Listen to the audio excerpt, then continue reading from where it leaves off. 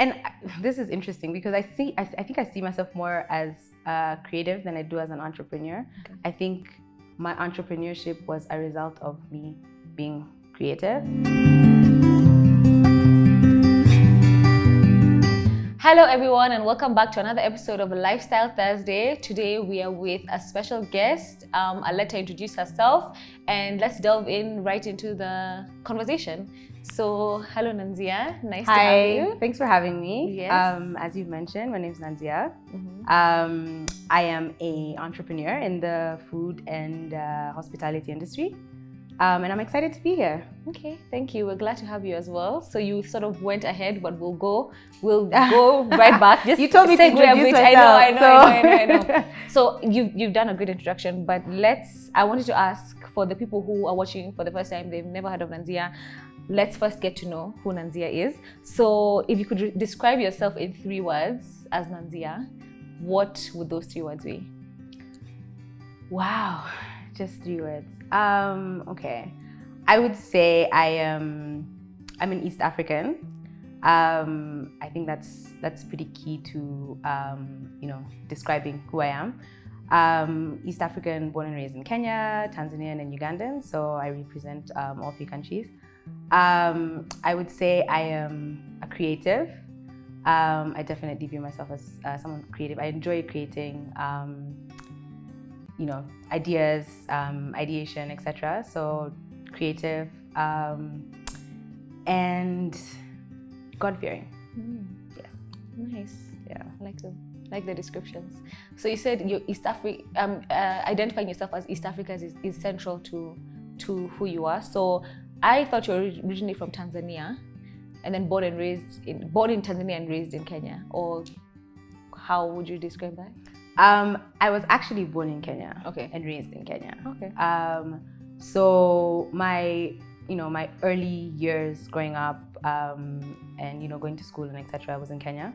I identify with all 3 countries because I grew up in Kenya as a non-Kenyan.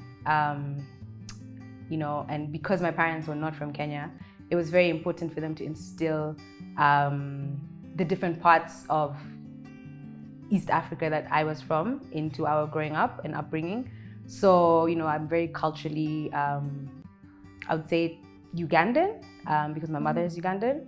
And then, there's also a very big part of me my passport's Tanzanian. So I've lived in Tanzania for a very long time as well. My family currently lives in Tanzania. So I identify with all 3. And I think they're very key to who I am. Okay. Yeah. Okay.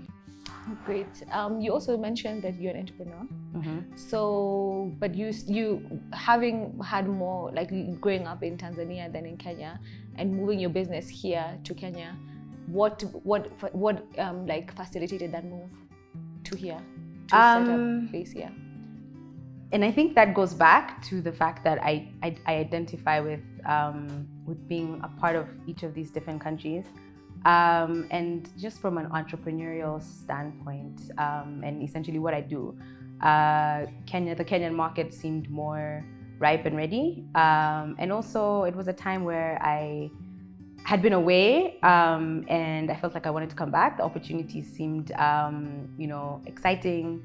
And because I'm a creative as well, I would say part of that comes with seeking change and a different experience. So I think that facilitated me moving back here. Yeah.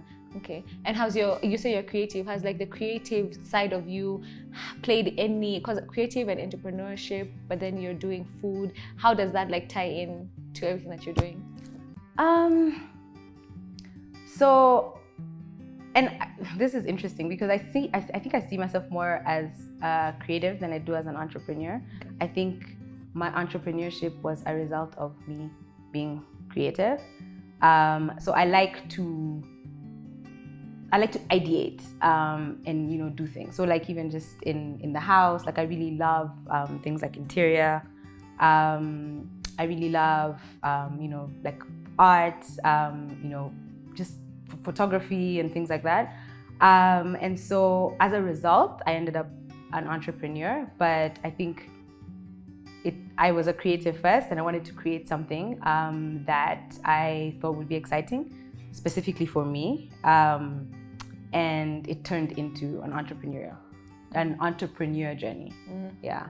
Before creating Rurals, which we're gonna delve into in the next segment, what other like creative pursuits did you touch on or engage in as you were on this entrepreneurship journey? So I have had I've been in entrepreneurship prior to Rurals as well. Created a wine bar, and it was kind of like a bar and a restaurant, essentially just to create. And the idea came from creating a space that's very cozy and small, and just different. If you want to, go out and have a glass of really good wine with a meal, and you want to have it in a place that's a little bit more intimate and more relaxed. So the idea about having a space like that then turned into a business venture. But I would say that's one of the other things I've created. So even within my business, it's like creating the logos, the branding, and all of that is essentially what I've done as well. So yeah, it goes across boards in different segments. And I think I can see it playing across even at your shop, the one inside center, with regards to the logo, the design, the feel. It feels it's a very different, people have like a salad bar or whatever, but like the design element of it really comes through. At that store when I'm just thinking about it when you spoke about it. So and for me, that's to be totally honest, that's the most exciting part about it. Yeah. So I get excited about creating and like visualizing, the look, the feel, and then everything else comes after. But that's what kind of drives me into these specific spaces. It's the idea of, I want to create a feel, a look, an aesthetic, and then it kind of branches out from there. Okay, wow. Yeah. Great conversation. We've touched on Rurals, but we're not yet done. We're gonna continue like learning more about what the brand is and getting insights as to why you started it as well in the next segment. So thank you for watching. Join us next week where we'll still be with Nanzia, the founder of Rurals, and we'll continue this conversation. So make sure you like, share, comment, and subscribe.